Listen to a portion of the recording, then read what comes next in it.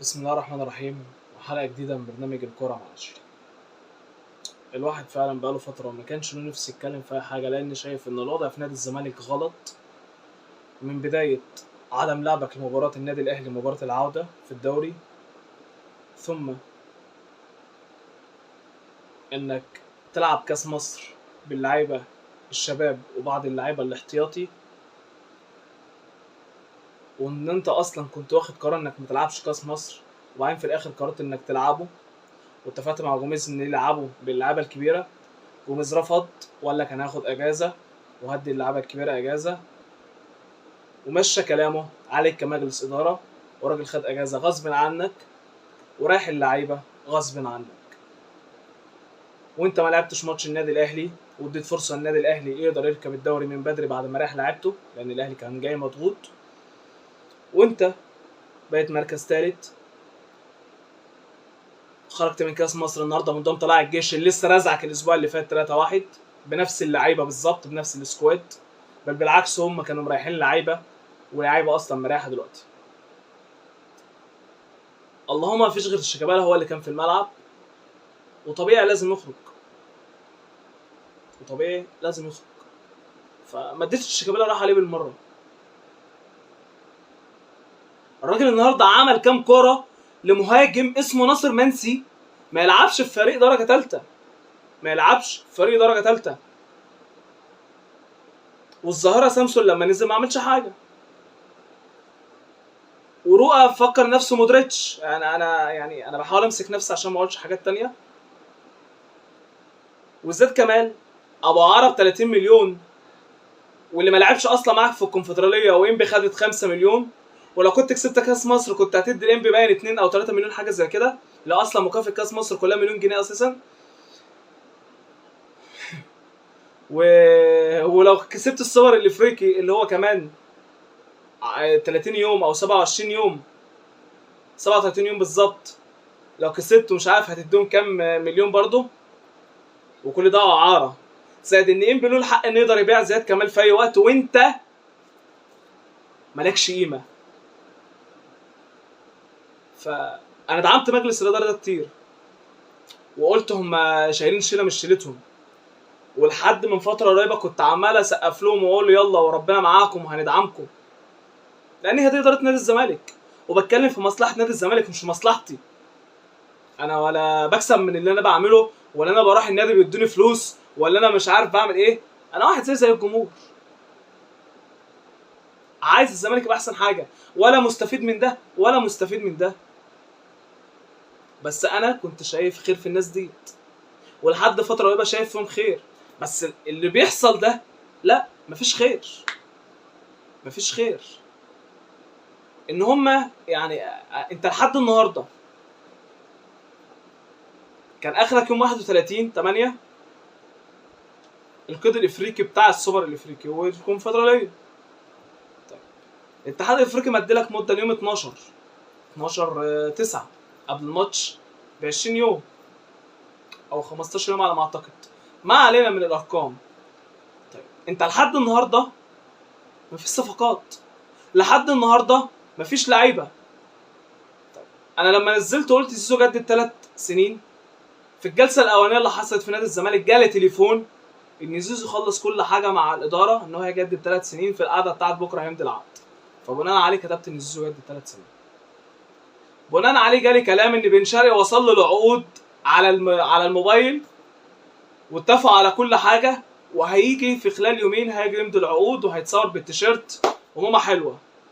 طيب الاسبوع خلص، بن شرقي ما جاش، نادي الزمالك نفسه ما اعلنش على تجديد زيزو رسمي، لحد النهارده ما شفناش صفقه كويسه دخلت نادي الزمالك او شميناها.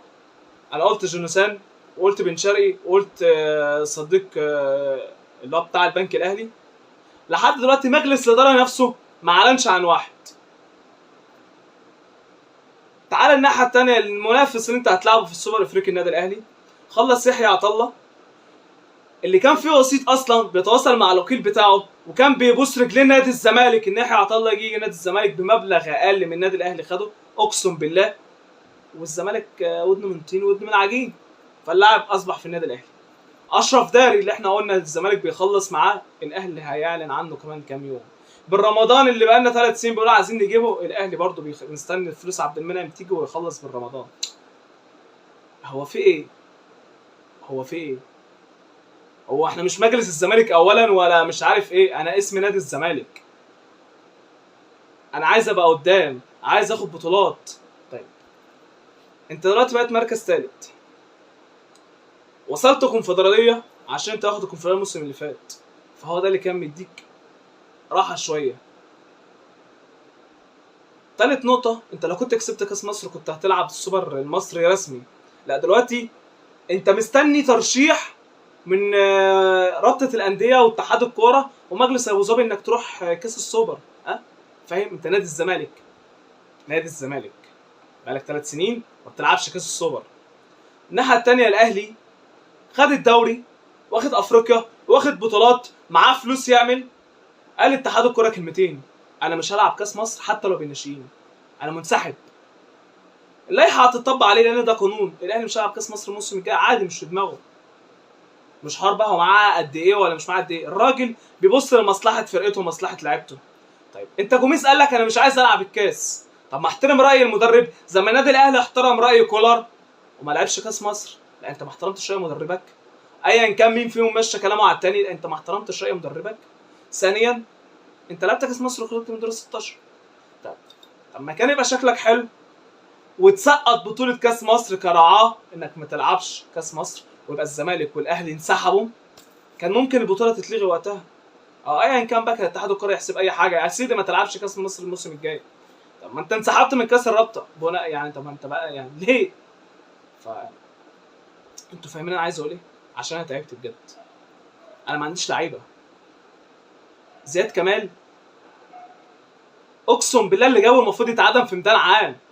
ناصر منسي نفس الكلام. سامسون انا رؤى، انا مستعب ان اقول عليه انه لاعب كوره بجد. رؤى انا مستعب ان انا اقول على رؤى لاعب كوره، لانه اصلا ما يعرفش حاجه عن الكوره اساسا بجد. فالزمالك في ورطه، الزمالك في ورطه. انت ولا عرفت تاخد دوري، اللهم كاس الكونفدراليه عشان الجمهور مش حد تاني. وزيزو ان انا لو سمعت حد في مجلس الاداره بيقول زيزو هيتباع، لا يعني هنركبه. ده كله اقدر اقوله يعني، ما ينفعش اقول حاجه تانية. فانت زيزو، ولازم بن شرقي، عشان انا شايف مصطفى شلبي ما ينفعش اصلا يبيع جرجيره على اول الشارع، مع مهاجم، مع حسام اشرف. انت المفروض انت راجع لك حسام اشرف. طب هو فين حسام اشرف في الماتش النهارده؟ ليه الناس اللي خلصت اعارات ما دخلتش معاك ليه؟ انا مش فاهم مجلس الاداره في من الحته ديت. عندك احمد محمود الباك اليمين بتاع الجونه راجع لك، نص الملعب بتاع البلديه ماجد هاني راجع لك، حسام اشرف المهاجم بتاع البلديه راجع لك. ادي 3 صفقات راجع لك، ولسه في اعراض تانية بس انا دماغي دلوقتي مش جايبه حد، بس هم دول اللي راجعين لك، نص ملعب وباك يمين ومهاجم. طيب انا عايز باك شمال مكان فتوح اللي ربنا يرجعه بالسلامه واخرج بالسلامه على خير. الزناري لازم يمشي، حسام عبد المجيد لازم يمشي. انا ما اعرفش رفاعي ما بيلعبش ليه. احمد مجدي كان كويس، الشناوي حارس كويس، ولكن انا محتاج حارس مع الشناوي. مع السلامه عواد، مع السلامه عواد. انا مش عايز عواد يقعد في نادي الزمالك تاني. اللي ساب نادي الزمالك وقاعد عمال يصيف لي وبيتنطط على الاداره في داهيه، ايا كان اسمه ايا كان مين. وشايف ان انا هحاول اخلص الحارس بتاع طلائع الجيش ده باي شكل، او ارجع جنش مع صبحي والشناوي بس، وتبقى كده قضيت على خير. ده انا شايف مع الونش، وادور على 2 مدافعين في الدوري كويسين، وادور على نص ملعب كويس. مع السلامه زي كمال والناس دي وسيف جعفر والناس اللي تتعب ديت ورؤى. انا مش ناقص، واحاول اخلص من اسماعيل عمر الساعي، الزمالك محتاج تيم. الزمالك محتاج تيم. اي واحد ماشي في الشارع بيلعب كوره احسن من اللي موجودين في الفرقه. اقسم بالله اي واحد معدي في الشارع بيلعب كوره احسن من اللي موجودين في الفرقه. اوباما اللي انا بنتقده والله لحد النهارده بنتقده عادي في الملعب، بس اوباما وجوده في الملعب احسن من ناس كتير. اوباما راح بيراميدز. طب ما انت كنت ممكن تقدر تلعب باوباما ورقه لبيراميدز. انتوا عايزين اوباما، احنا عايزين كذا، وتخلص. اللاعب مش بتاعك بس تقدر تتكلم عليه. او كنت تقدر تجدد لاوباما وتلعب بالورقه ديت، ولكن انت ما عرفتش تجدد لاوباما. تمام، بعد ما بنوا على النادي، وانا اصلا يعني انا بنتقد اوباما على طول. فبجد الزمالك في ورطه، الزمالك في ورطه، واللي بيحصل ده عيب، اللي بيحصل ده مش قدها، امشوا، مش قدها امشوا بجد. انتوا حليتوا بلاوي، مش هكذب، ولكن احنا دلوقتي في بلوه تانية. اللي بيحصل ده عيب. 3 قرارات عملتوها غلط، انك ما لعبتش ماتش الاهلي، ان انت ما انسحبتش من الكاس ولعبت وخرجت، والرعاه بتاع كوكاكولا اللي احنا بننتقده ده. ف يا كابتن لبيب، كلمة الزمالك اولا انت ما نفذتهاش لحد النهارده. انا مش شايف حد قد كرسي نادي الزمالك لحد النهارده، وانا شايف ان ممدوح عباس راكبكم، بس ده كله اقدر اقوله. وما اشوفش حد في يوم من الايام شكرا ممدوح بيه عباس، شكرا بمرتضى بيه منصور، شكرا مش عارف مين. اقسم بالله الناس دي اللي خاربه نادي الزمالك، مش هقول تاني. الناس ديت اللي خاربه نادي الزمالك، ولا ناسين ممدوح عباس بتاع العشايه السوداء، ولا ناسين مرتضى منصور، رغم ان هو عمل بوظ. انت كان عندك جيل في 2020 21 يدوس على اي حد، البي رجع في 21 مشى الكل. ف جوميز، احمد مجدي بيعمل معاه ايه؟ اندريه بيكيه نوعا ما كويس، بس انا مش شايف منه حاجه. انا عايز مدرب مصري. هو فين امير عزمي مجاهد؟ فين سامي الشيشيني؟ فين مدحت عبد الهادي؟ فين امير عبد العزيز؟ فين ايمن عبد العزيز؟ فين اسماء كتير. طيب انا واحد من الناس شاف جوميز اصلا ملوش بصمات كبيره في الفرقه. الراجل عنده فكر ماشي، ما انا ايمن مصطفى مع البنك الاهلي عنده فكر، وانا كنت شايف ان ايمن مصطفى يرجع. طبعا الكابتن ايمن مصطفى مع احترامي له كنت شايفه ان يبقى مدرب نادي الزمالك في وقت ما.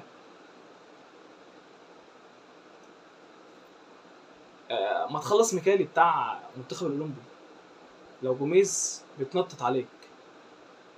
بس انا شايف دلوقتي انا محتاج الصبر. انا عندي 37 يوم، ما ينفعش امشي حد دلوقتي. اللي انا اعمله صفقات كويسه، مهاجم كويس، نص ملعب كويس، بن شرقي يرجع، مدافع كويس، حارس مرمى كويس، ومساعد كويس لجوميز، مساعد كويس لجوميز. وهرشح امير عزمي مجاهد 90%، والباقي اي حاجه. بس الزمالك لازم يكون في جهاز فني محترم، لازم يكون عنده لعيبه كويسه، لازم كلمه الزمالك اولا دي تتنفذ يا كابتن حسين. اما كده الزمالك ضاع، ونفرش السجاده الحمراء للخطيب. انا حاولت اهدى كتير قبل ما اعمل الفيديو ده، لان طبعا الماتش حرق دمي من لعيبه كتير، زياد كمال ويعني ورؤى حاجات كتير تتعب نفسيه الواحد. ولكن بجد هقول بقى يمكن خير. اتمنى بكره اسمع قرارات كويسه من مجلس اداره نادي الزمالك، يا اما يسلموا الشنط ويروحوا.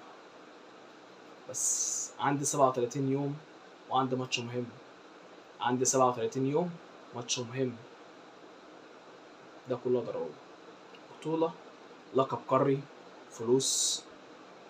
واللي يقول لك نادي الزمالك مش فلوس قول له انت كذاب. الزمالك دخل له فلوس جامده الفتره اللي فاتت، 2 مليون دولار بتوع الكونفدراليه، فلوس كهرباء، فلوس الرعاه اللي انت عملتها سواء 7 او كوكاكولا او نيرو، فلوس الحاجات ديت. زيزو يجدد ويقول اللي عايزه وياخد بزياده. زيزو لو طلب 100 مليون في الموسم ياخد. زيزو لو طلب 100 مليون في الموسم ياخد، لان انت من غير زيزو في الملعب، فاهم؟ من غير زيزو في الملعب. بس ده كله اقدر اقوله لك. يا رب الفيديو الجاي اللي اعمله اكون بتكلم عن صفقه نادي الزمالك جابها، واكون بتكلم عن لعيبه وحشه في نادي الزمالك تكون مش زي الزناري ورؤى وامثالهم. الى اللقاء.